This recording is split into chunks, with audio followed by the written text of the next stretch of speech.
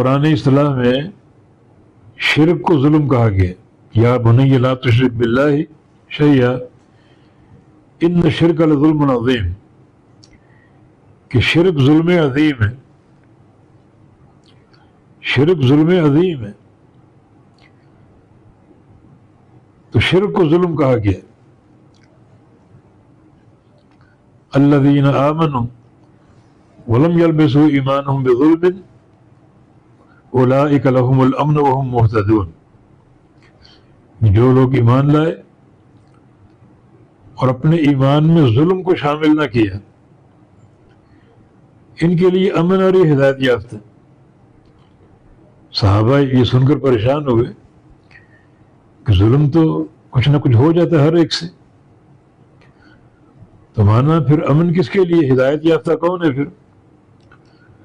تو رسول اللہ صلی اللہ علیہ وسلم نے وہی لقمان علیہ السلام والی آیت کریمہ پیش کی جہاں شرک کو ظلم کہا گیا.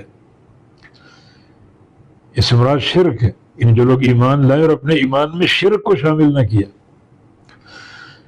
بلکہ توحید خالص اپنائے رہے، اسی پر قائم رہے زندگی بھر، اسی توحید پر موت آئی، یہ موحدین ہیں.